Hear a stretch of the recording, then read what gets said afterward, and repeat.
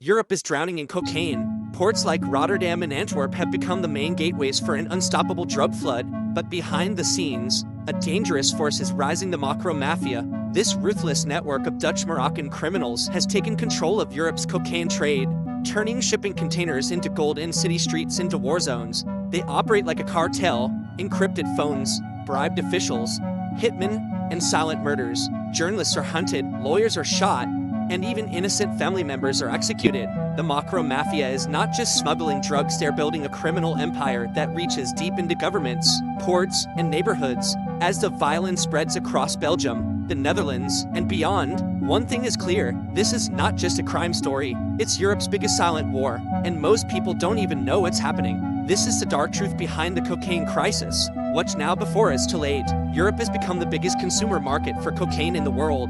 In just the past decade, the flow of cocaine into Europe has grown at record levels. Behind this increase is the rise of a violent and secretive group known as the Mocro Maffia. This organization, made up mostly of Dutch-Moroccan criminals, has become a major force in the drug trade, particularly in the Netherlands and Belgium. They are involved in transporting, storing, and selling cocaine across Europe, and they have been linked to dozens of murders, kidnappings, and acts of extreme violence. The story of the Mocro Maffia starts in the streets of Amsterdam and Rotterdam. In the 1990s and early 2000s, young men from immigrant neighborhoods began working as low-level street dealers. Some were Moroccan, others from Suriname, Turkey, or the Antilles. Many lived in poor areas, faced high unemployment, and saw few chances for a better life.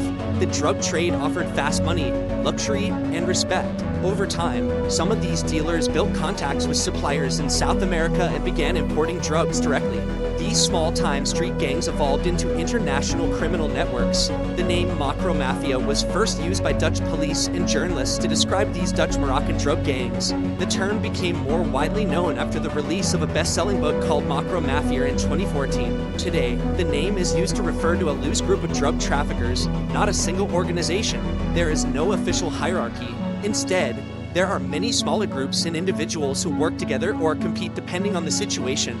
The heart of their business is cocaine. Cocaine production in South America, especially Colombia, has reached historic highs. In Colombia, huge areas of land are used to grow coca plants. After processing, the cocaine is packed and sent by sea, mostly to Europe. It is usually hidden in shipping containers full of legal goods like bananas or frozen meat. These containers arrive at major European ports, especially Antwerp in Belgium and Rotterdam in the Netherlands. These ports are busy and hard to control. Thousands of containers arrive daily, making it easy to hide drugs. The Mocro Maffia makes use of corrupt port workers, truck drivers, and even customs officials. These insiders help them find and remove the drug-filled containers before law enforcement can act. This method is called rip-off. It means someone in South America hides the drugs inside a normal shipment, and someone in Europe removes the drugs when the container arrives. This process can be very profitable. A single shipment might contain hundreds of kilos of cocaine, worth tens of millions of euros. The profits are huge. A kilo of cocaine can cost around 2,000 euros in Colombia. Once it reaches Europe, it can sell for 60,000 euros or more. This means a Mocro Maffia can make massive profits from just one container. These profits are used to buy weapons, pay bribes, and support a lavish lifestyle. They also help the group expand its operations into new areas. Violence is a big part of the Mocro Maffia strategy. As competition in the drug market increased, so did the level of violence. Gang members have used guns, grenades, and explosives in attacks on rivals. Some killings have taken place in broad daylight. Even in busy cities, innocent people have also been killed by mistake. One well-known case was the murder of a 17-year-old boy who was shot because the killers confused him with someone else. These attacks send a message: betrayal or failure will be punished with death. The gang wars in the Netherlands have become so intense that they are often compared to Mexico. Journalists, lawyers, and even family members of gang rivals have been killed. In 2019, a Dutch lawyer named Dirk Weersum was murdered outside his home. He was representing a key witness in a case against a suspected Mocro Maffia leader named Dutch and Belgian. That murder shocked the country and led to calls for better protection for those involved in criminal trials. Dutch and Belgian is one of the most feared figures in the European drug world. He was born in Morocco but grew up in the Netherlands. He is accused of leading a major drug trafficking network and ordering multiple murders. For years, Teggy was on the run, hiding in different countries and using fake identities. In 2019, he was finally captured in Dubai and brought back to the Netherlands. His trial, known as the Marengo case, is one of the biggest in Dutch history.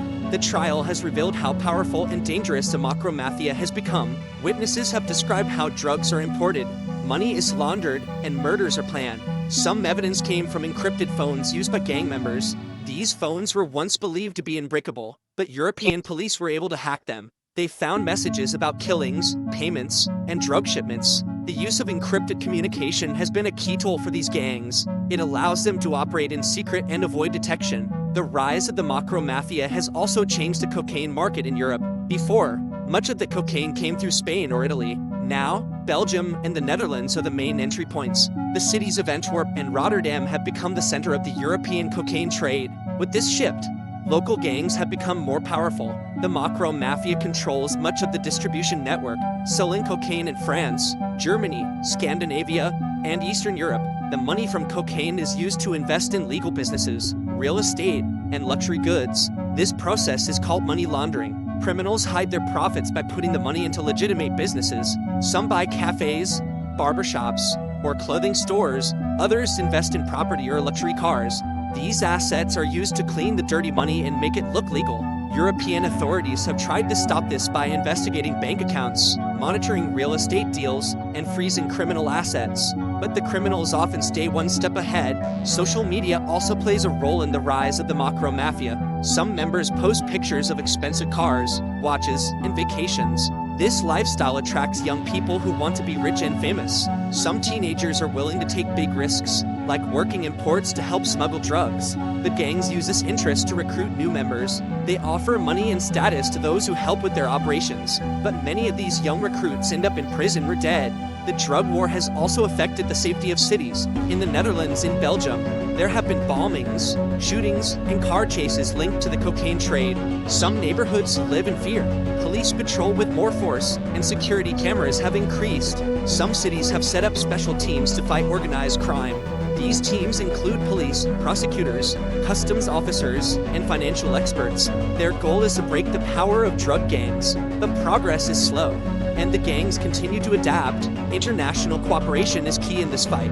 European countries are working together more closely. They share intelligence, conduct joint operations, and use new technologies. For example, the European police agency Europol helps track drug shipments and monitor encrypted messages. Countries like the Netherlands, Belgium, France, and Spain are coordinating their efforts. They also work with authorities in South America to stop the drugs at the source. But even with these efforts, the cocaine crisis in Europe is not slowing down. More cocaine is being seized every year, but even more is getting through. The street price of cocaine has not gone up, which means supply is high. Demand is also growing. In some European cities, cocaine use has become more common among young people, professionals, and even students. This demand feeds the market and keeps the Mocro Maffia in business. Some experts believe that new strategies are needed. Instead of just focusing on arrests and seizures, they suggest reducing demand.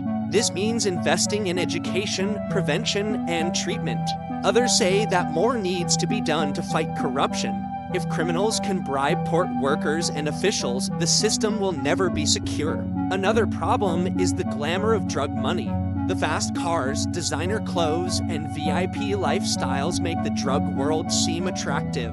Changing this image is difficult but important. Some community groups try to offer alternatives for young people. They run sports clubs, job training programs, and school support. These programs aim to keep youth away from crime, but they need funding and political support. In the end, Europe's cocaine crisis is about more than just drugs. It is about inequality, corruption, violence, and failed policies. The rise of the Mocro Maffia is a warning sign. It shows how quickly a small group can become powerful if left unchecked. Fighting this crisis will take years, maybe decades. But without strong action, the problem will only grow worse. The rise of the Mocro Maffia is not just a local crime problem. It is part of a much larger, more dangerous evolution in the global drug trade. Europe was once seen as a consumer market, a place where cocaine arrived after being trafficked through the Americas.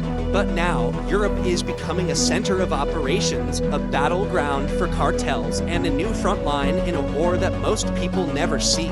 What began in the backstreets of Amsterdam and Rotterdam has now spread to every corner of the continent. Cities that once felt distant from the drug trade are now connected to it in ways most people don't realize. From the ports of Antwerp to the suburbs of Paris and the clubs of Berlin, the fingerprints of the Mocro Maffia are everywhere. And it's not just about cocaine anymore. It's about control, fear, money, and power.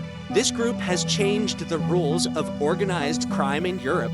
They're young, highly connected, and dangerously unpredictable.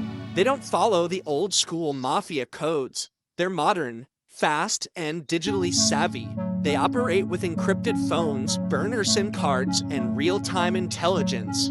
They use social media as a tool for recruitment and intimidation. They move millions in cash, clean it through luxury goods, and reinvest it into both legal and illegal ventures. They kill not just rivals, but lawyers, journalists, and even family members of witnesses, people who were once thought untouchable.